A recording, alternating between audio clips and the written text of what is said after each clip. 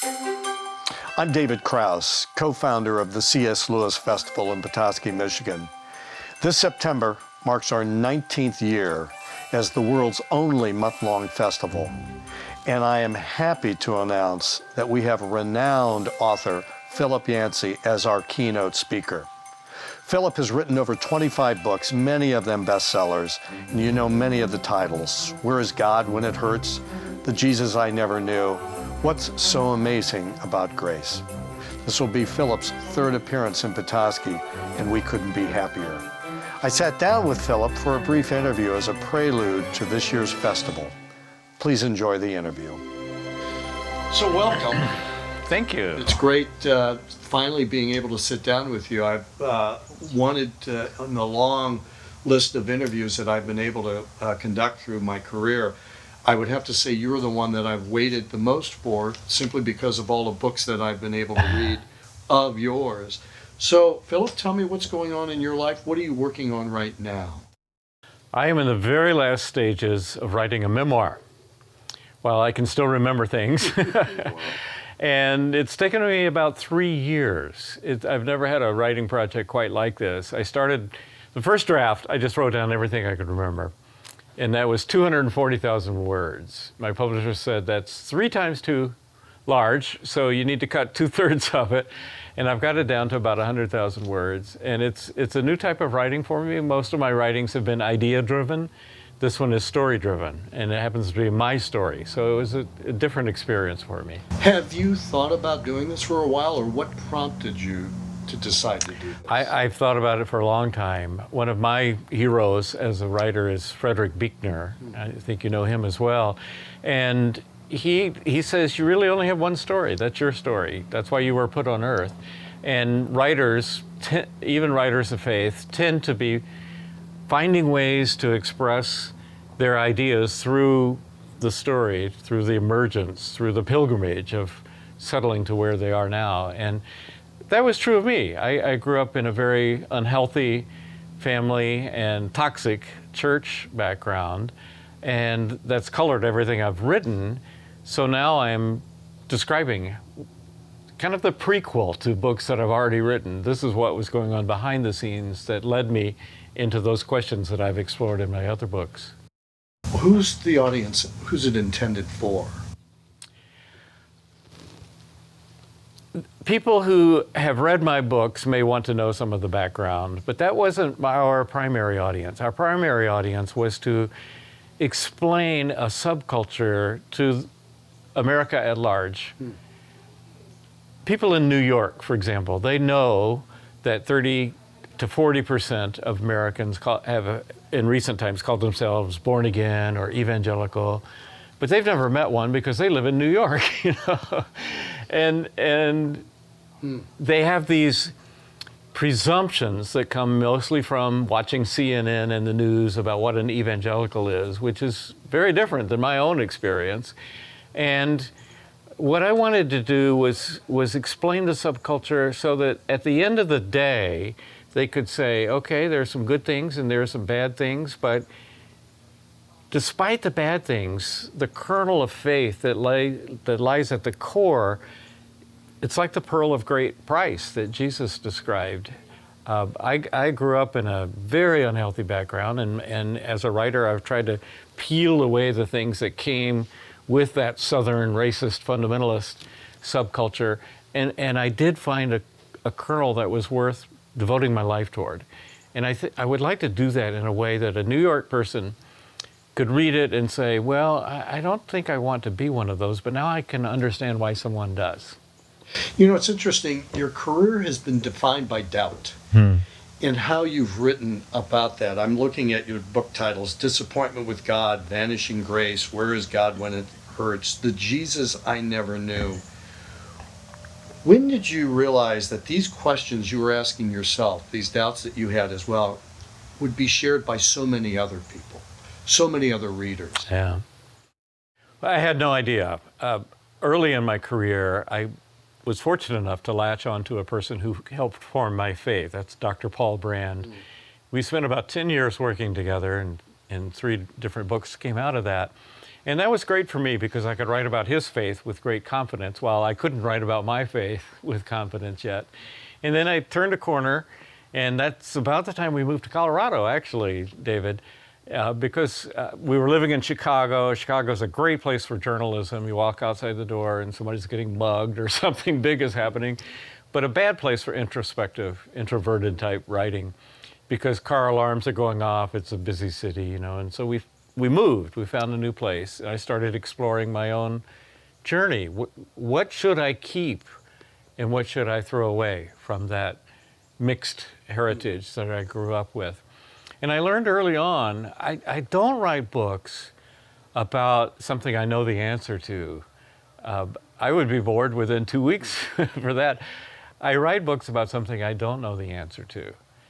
And that gives me a chance to go to people who can be helpful, to study the Bible, and to just have a pilgrimage of going down this path, trying to figure out some of these questions. So many of my books have a question as a title, and I feel tremendously privileged, actually, to be able to make a living writing books that I would be exploring, about questions that I would be exploring already. These are questions I have. I'm privileged to be able to spend usually a year on a book trying to figure it out. I wrote a book about prayer. Does it make any difference? I was the world's worst prayer. And I thought, well, that's a good reason to write a book, so I can find out who does it well and what can I learn from them. I often wonder if you've come up with the title of the book and like an essay, you then fill out the book. But you said that it's almost a dialogue for you in your writing.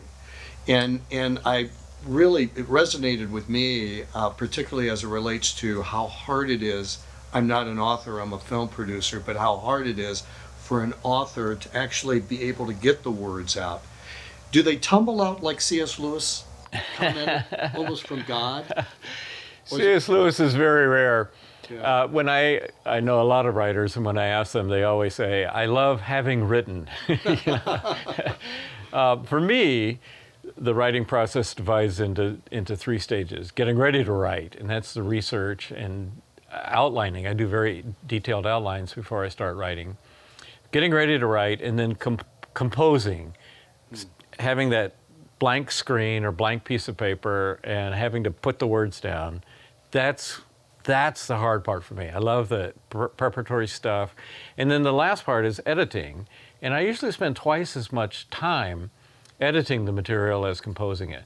That middle time, that middle stage, is where all the pain is. And I wouldn't say they tumble out, but I force myself to just keep going because the more I write, the more I'm aware of what I'm doing wrong as I do it. And writing is kind of blanking out those negative messages. What a cliche, you've already said this, nobody cares about this. You know, these are dancing around in my head all day long. And I'm just trying to come up with one more sentence and then one more sentence. So it's a psychological battle, really. You know, you're a journalist. You identify as a journalist, but I don't think you write as a journalist. I find there's much more warmth. It's frequently when I'm writing, and I suspect that many that are viewing this interview would agree that it's a dialogue that you're having with the reader. Yeah. That's hard to do. Yes. I'm not really thinking of the reader. I'm thinking of, how do I get through this? I likened it one time. How do I get through this forest? I'm out there hacking my way with a machete, you know, trying to find a way. And then suddenly I break through and there's the Pacific Ocean. I made it. And then I look behind me, and to my great surprise, there are a bunch of people saying, thank you for clearing the trail. You know, we followed you. But when I'm doing the writing itself, it's trying to find a way through the thicket, through the dense foliage.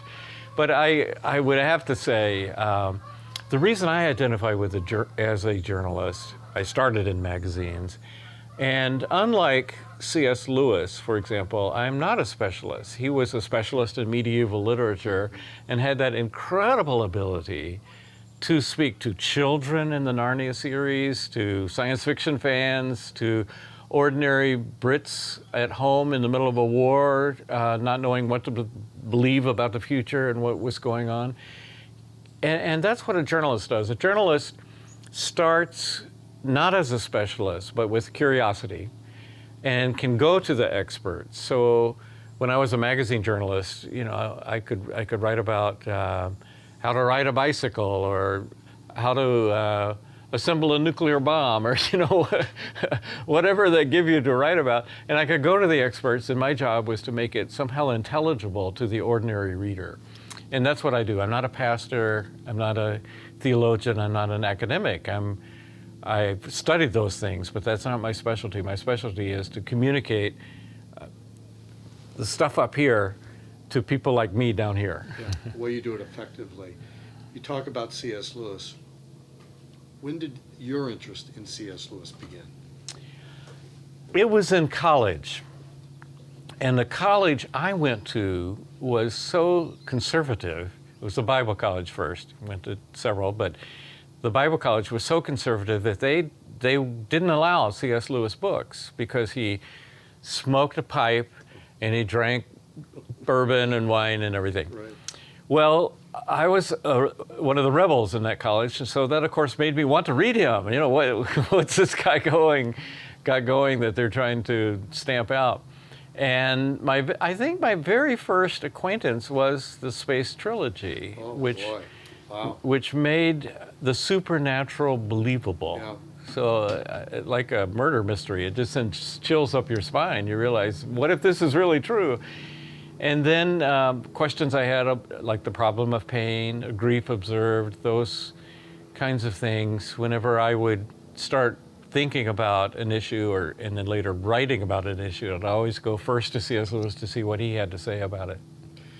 A number of years ago, at the beginning of our C.S. Lewis Festival, we have a Saturday seminar, and Dr. Jerry Root was the speaker that morning, and he had no more begun. In fact, I think he had just gotten good morning out when this hand went up, and it was a person who clearly had been drugged there by her husband or boyfriend, and she got Jerry's attention. He asked yes, and she goes, "Who is C.S. Lewis, and why should I know about him?"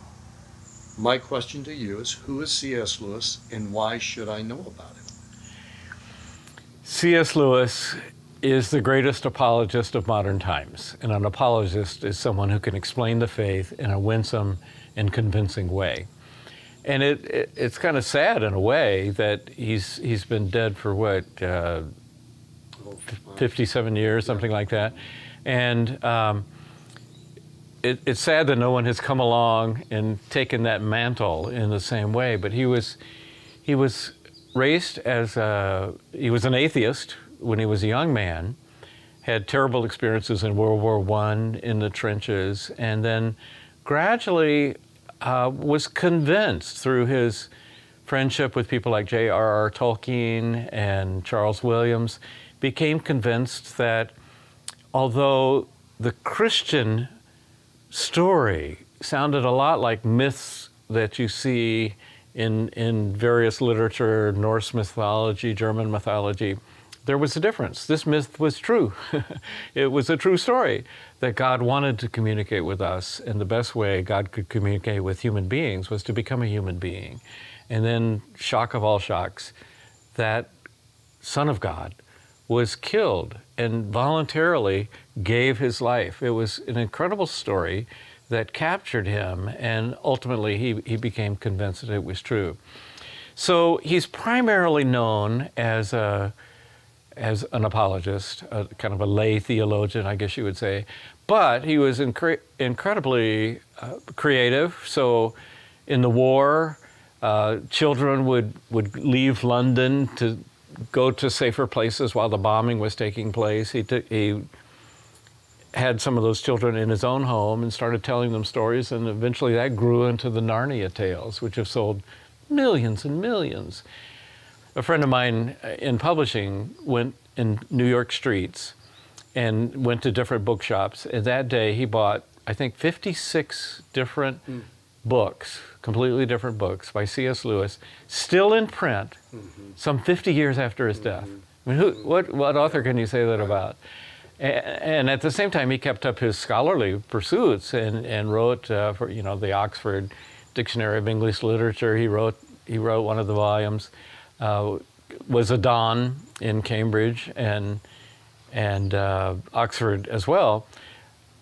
Just a remarkable man who was dropped into our century. And in the midst of the war, he was asked by the BBC, can you do a series of radio talks? Well, he had no experience. He wasn't really interested, but they talked him into it. The country needed him. And he just sat down and talked on the radio, and that became Mere Christianity, 3 different volumes included in one. A great gift to the kingdom of God and to the world at large. I have been struck by the number of people that have reached out to me of my film on C.S. Lewis that aired for many years on PBS that were either in between, torn between believing, not believing, and how Lewis was able to answer their questions, I should say. You have written, and I like the term borderline. Right. Borderline. Explain that a little bit. What you mean by that? Right. Well, think of geography. Well, we're in northern Michigan, and we're close to the border between our northern neighbor Canada, and or think of the Koreas. There's South Korea, and then North Korea, and then South Korea, and in between there's this strip that's neither North Korea or South Korea. It's full of landmines. You dare not go. And I hear it's quite a wildlife preserve because no humans are there, so the wildlife prosper. And that's where a lot of people are in their faith. Some of them, because like me, they were raised with a faith that just doesn't work for them after a while. I realized there were some things that I was taught in my church that were just flat wrong, like the racist doctrines. And then other people who just had no exposure to faith. And that group in the middle, they're not hostile. They may be curious, or especially if some disaster happens or an illness happens or their close friend dies, they want answers. They want to ask questions. And they don't know where to go. They probably wouldn't voluntarily show up at a church. It seems too foreign. Everybody knows the language and they know what to do, and they don't because they're not a citizen of that country yet. And so those are the people in the middle, and C.S. Lewis was brilliant at speaking to those people because he had been in the borderlands himself and understood. And I guess I'd have to say, for different reasons, I came from a very churched background, but not a healthy one. I came with similar questions to what Lewis came up with from his agnostic stance and wanted to find answers to those questions, and we ended up in a very close place. For those viewers who are in between, Philip has written a wonderful book called A Skeptic's Guide to Faith, highly recommended. And in fact, I have purchased many books of The Skeptic's Guide and handing them out. And what's interesting is I have read it and I have learned more as a Christian than I did before I read it. So, well, thank you. We look forward to Philip Yancey, who will be coming as keynote speaker to the 19th annual C.S. Lewis Festival in Petoskey, Michigan this September. Please go to our website, cslewisfestival.org, for all the details, dates, times, places, particularly when and where Philip will be speaking. Thank you, Philip. It's been a pleasure, David.